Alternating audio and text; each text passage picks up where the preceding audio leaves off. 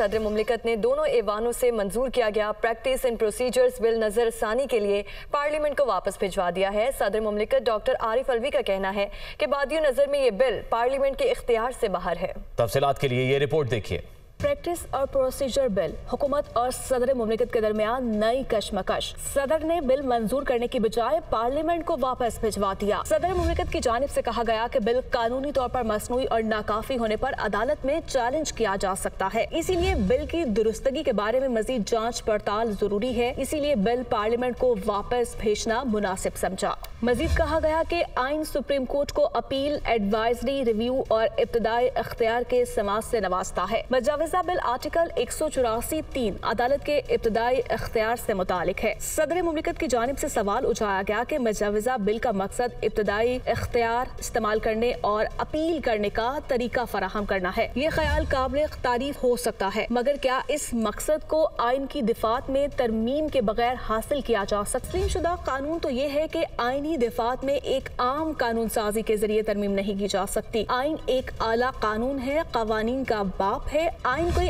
आम कानून नहीं बल्कि बुनियादी असूलों, आला कानून और दीगर कवानीन से बालातर कानून का मजस्मा है। जांचदा क़वायद में छेड़छाड़ अदालत की अंदरूनी कहानी खुद मुख्तारी और आज़ादी में मुदाखलत के मुतरादिफ हो सकती है। रियासत के 3 सतूनों के दायरा इख्तियार, ताकत और किरदार की वजाहत आइन ने ही की। आर्टिकल 67 के तहत पार्लियामान को आइन के ताबे रहते हुए अपने तरीक़ेकार और कारोबार को मुनज़्ज़म करने के लिए क़वायद बनाने का इख्तियार हासिल है। आर्टिकल 191 के तहत आइन और कानून के ताबे रहते हुए सुप्रीम कोर्ट अपनी कार्रवाई और तरीक़ेकार को रेगुलेट करने के क़वायद बना सकती है। सदर मुमलिकत ने कहा, आर्टिकल 67 और 191 दोनों इदारों को इख्तियार में मुदाखलत से मना करते हैं। अदलिया की आज़ादी को मुकम्मल तहफ़्फ़ुज़ देने के लिए आर्टिकल 191 को दस्तूर में शामिल किया गया। आर्टिकल 191 के तहत सुप्रीम कोर्ट को पार्लियामेंट की कानून साजी के इख्तियार से बाहर रखा गया। आर्टिकल 142A के तहत पार्लियामेंट विफाकी कानून साजी की फहरिस्त में किसी भी मामले पर कानून बना सकती है। सदर मुमलिकत ने लिखा, 4th शेड्यूल के तहत पार्लियामेंट को सुप्रीम कोर्ट के सिवा तमाम अदालतों के दायरा इख्तियार और इख्तियारात के हवाले से कानून साजी का इख्तियार है। प्रैक्टिस एंड प्रोसीजर बिल को कौमी असम्बली और सेनेट से मंजूर करवाए जाने के बाद दस्तखत के लिए सदर मुमलिकत को भेजा गया था।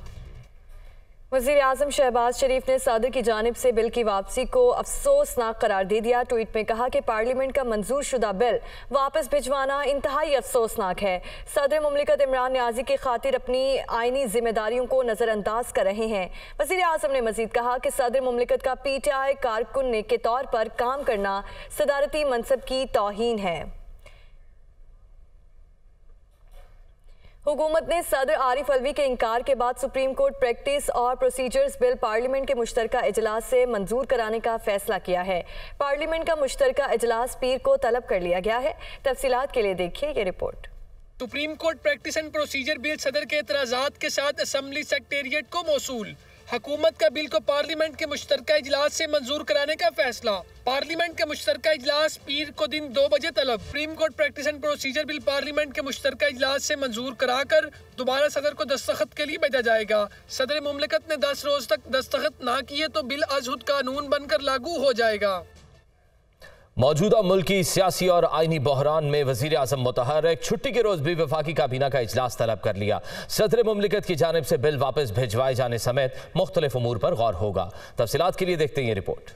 वफाकी काबीना का इजलास आज छुट्टी के रोज दिन 2 बजे होगा। अहम कौमी उमूर पर मुशावरत की जाएगी। वज़ीर आज़म हाउस में होने वाले इजलास में वज़ीर आज़म शहबाज शरीफ लाहौर से वीडियो लिंक पर सदारत करेंगे। ज़राए के मुताबिक काबीना इजलास का एजेंडा जारी नहीं किया गया, जो ऑन टेबल फरहम किया जाएगा। काबीना इजलास में आइनी बहरान से निमटने की हिकमत अमली पर मुशावरत होगी और जस्टिस अतर मिनल्ला के इख्तिलाफी नोट के बाद की सूरत हाल पर भी गौर किया जाएगा। इजलास में सदर की जानिब से बिल वापस भेजने के मामले पर लाहे अमल तय करने के अलावा इलेक्शन कमीशन इस्लाहात और खजाना के उमूर का भी जायजा लिया जाएगा। इजलास में कौमी सलामती कमेटी के फैसलों की तौसीक भी की जाएगी। चेयरमैन तहरीक इंसाफ इमरान खान ने कहा है कि हमने इंसाफ लेना है, हमारी आज़ादी की जंग है जिसके लिए सारी कौम को तैयार होना है। चोरों के टोले को सहूलतकारों ने हमारे ऊपर हमें गुलाम समझकर बिठा दिया। आज़ाद लोग आज़ादी के लिए खड़े होते हैं, गुलाम लोग आज़ादी की जंग नहीं लड़ते। हाफिज कुरान को इजाफी नंबर्स देने का केस सुप्रीम कोर्ट में तनाज़े खत्म ना हुआ। जस्टिस काजी फाइज ईसा ने एक और नोट लिख दिया। कहा उनके 29 मार्च के हुक्म पर 6 रुकनी लार्जर बेंच बनाने की इजाज़त नहीं थी। इशरत अली ने 4 अप्रैल को लार्जर बेंच की तश्कील के रोस्टर पर दस्तखत करके मिसकंडक्ट किया। इस्लामाबाद से देखिए ये रिपोर्ट।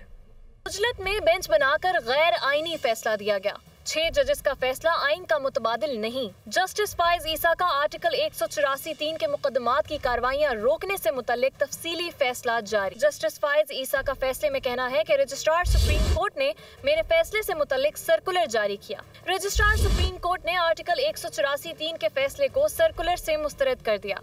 रजिस्ट्रार ने वफाकी हुकूमत के अहकामात मानने से इनकार किया। काजी फाइज ईसा का कहना है कि जब ये अंदाजा हुआ कि रजिस्ट्रार का सर्कुलर गैर कानूनी और गैर आईनी है तो 6 रुकनी लार्जर बेंच तश्कील दिया गया। ये जजेस जल्दबाजी में इकट्ठे हुए और चंद मिनट में अज खुद नोटिस कार्रवाई को खत्म कर दिया। रजिस्ट्रार सुप्रीम कोर्ट को बताया गया कि उनके पास सुप्रीम कोर्ट के किसी हुक्म को कलअदम करार देने का कोई इख्तियार नहीं। चीफ जस्टिस सुप्रीम कोर्ट का हुक्म कलअदम करार देने का कोई इंतजामी हुक्म जारी नहीं कर सकते।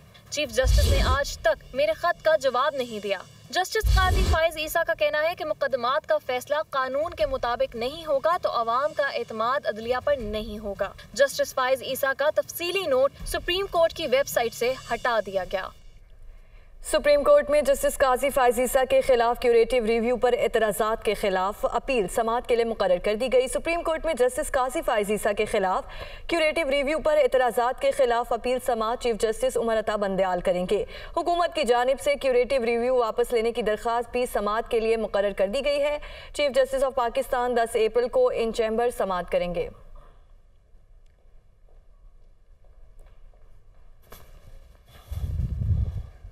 निगरान हुकूमत को तकर्रुर तबादले के मुकम्मल इख्तियारात देने का मामला। पीटीआई ने इलेक्शन कमीशन के नोटिफिकेशन को अदालत में चैलेंज कर दिया है। लाहौर से रिपोर्ट कर रहे हैं मोहम्मद इशफाक। पंजाब में निगरान हुकूमत को तकर्रुर तबादलों के मुकम्मल इख्तियारात मिलने का मामला। पीटीआई ने इलेक्शन कमीशन के जारी करदा नोटिफिकेशन को अदालत में चैलेंज कर दिया। तहरीक इंसाफ की जानिब से फवाद चौधरी ने लाहौर हाई कोर्ट में दरखास्त दायर की। दरखास्त में वफाकी हुकूमत, इलेक्शन कमीशन, हुकूमत पंजाब और दीगर को फरीक बनाया गया। दरखास्त में मौक़िफ़ इख्तियार किया गया कि एक ही नोटिफिकेशन के जरिए इलेक्शन कमीशन ने निगरान हुकूमत पंजाब को तकर्रुर तबादलों का मुकम्मल इख्तियार दे दिया है। इलेक्शन कमीशन का इकदाम इलेक्शन एक्ट और मुल्की कवानीन और अदालती फैसलों की खिलाफ वर्जी है। दरखास्त में नुक्ता उठाया गया कि तकर्रुर तबादलों के लिए कानूनी जवाब होना आईनी और कानूनी तकाजा है। निगरान हुकूमत को सियासी मफादात के लिए तकर्रुर तबादलों के मुकम्मल इख्तियारात दिए गए हैं। लिहाजा अदालत से इस्तदा है कि इलेक्शन कमीशन के जारी करदा नोटिफिकेशन को कलअदम करार दिया जाए। और अमीर जमात इस्लामी सिराजुल हक का कहना है कि करप्ट माफिया ने हशर नशर कर दिया। मुल्क बड़े हादसे की जानिब बढ़ रहा है। माजी में बदअमनी और महंगाई पर धरने देने वाले आज खामोश है। अवाम का कोई वाली वारिस नहीं। वो पेशावर में खिताब कर रहे थे। खुद पाकिस्तान में बदअमनी में इजाफा हुआ और ख़ास कर मैं इस वक्त पेशावर में आया हूँ। यहाँ पेशावर के लोगों के चेहरों से मुस्कुराहट बिल्कुल गायब है। कौन ज़िम्मेदार है? ये बदअमनी कौन कंट्रोल करेगा? कोई वाली वारिस नहीं है। न सूबाई हुकूमत अपने आप को ज़िम्मेदार समझती है, न मरकज़ी हुकूमत अपने आप को ज़िम्मेदार समझती है। हाल ये है कि यही पीडीएम की हुकूमत थी, जब हुकूमत में नहीं थे तो इन्होंने लॉन्ग मार्च किया था। पीपल पार्टी ने लॉन्ग मार्च किया था महंगाई के ख़िलाफ़। जेयूआई ने धरना दिया था, एहतजाज किया था महंगाई के ख़िलाफ़। लेकिन आज वो सारे लोग हुकूमत में शामिल हैं और उन्होंने बिल्कुल इस जुल्म और जबर, महंगाई और बेरोज़गारी और बदअमनी पर खामोशी इख्तियार की है, मुजरमाना खामोशी इख्तियार की है। गुज़श्ता 5 सालों में एक कानून भी आवाम की मुफाद में नहीं बना है। IMF और वर्ल्ड बैंक के डिक्टेशन पर 3 घंटों में 36 कवानीन तो पास करवाए गए। कौमी असम्बली आज तक उन्होंने कोई ऐसे कानून साजी नहीं की जिसके नतीजे में पाकिस्तानियों को रिलीफ मिले।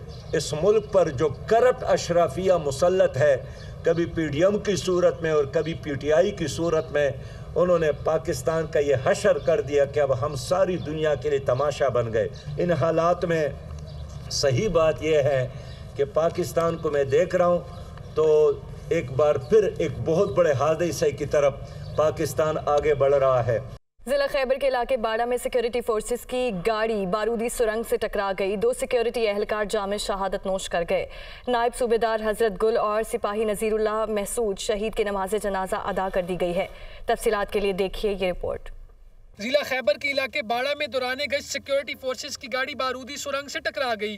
2 सिक्योरिटी एहलकार शहीद। ISPR के मुताबिक शोहदा में फ्रंट कोर खैबर पख्तूनख्वा के नायब सूबेदार हजरत गुल, नायक नजीरुल्लाह महसूद शामिल है। नायब सूबेदार हजरत गुल शहीद का ताल्लुक जिला लोअर दीर की तहसील तेमरगरा से है, जबकि नायक नजीरुल्लाह शहीद का ताल्लुक जिला जनूबी वजीरिस्तान की तहसील सरारोगा से है। नायब सूबेदार हजरत गुल शहीद ने सोगवारान में बेवा, 2 बेटे और 2 बेटियां छोड़ी हैं, जबकि सिपाही नजीरुल्लाह महसूद शहीद के गम गुसारू में बेवा, 2 बेटे और 2 बेटियां शामिल हैं। ISPR का कहना है कि सिक्योरिटी फोर्सेस दहशतगर्दी को खत्म करने के लिए पुरअज़्म है। ऐसी कुर्बानियां हमारे अज़्म को मजीद मजबूत करती हैं।